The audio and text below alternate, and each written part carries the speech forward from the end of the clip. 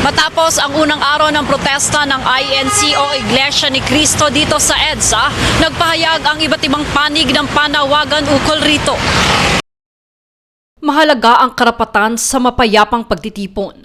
Ayon pa kay Dr. Jose Antonio Goitia, may kakibat itong pananagutan upang hindi maapektuhan ang kapakanan ng ibang mamamayan, lalo na ang mga bumabiyahe, pumapasok sa trabaho at naghahanap buhay. Aniya ang permit para sa pagtitipon ay bahagi ng koordinasyon sa seguridad at pamamahala ng trapiko at hindi lamang simpleng requirement ng pamahalaan.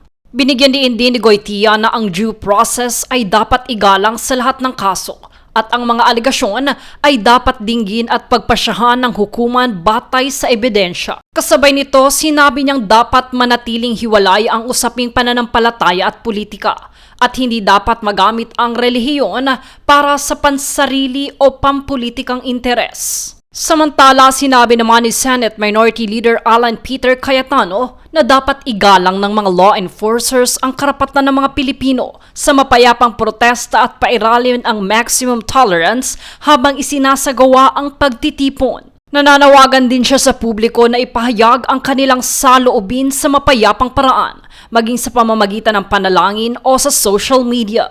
Samantala, kahapon inilabas ni Vice President Sara Duterte ang pahayag ukol rito.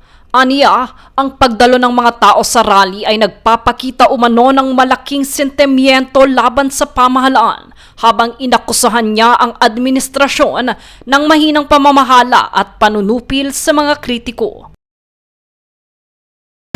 Patuloy namang binabantayan ng otoridad ang seguridad at daloy ng trapiko sa paligid ng EDSA habang nagpapatuloy ang mga ipinapatupad at tinakdang kondisyon para sa isinasagawang rally. Jade Buhoy, nag-uulat para sa Golden Nation Network.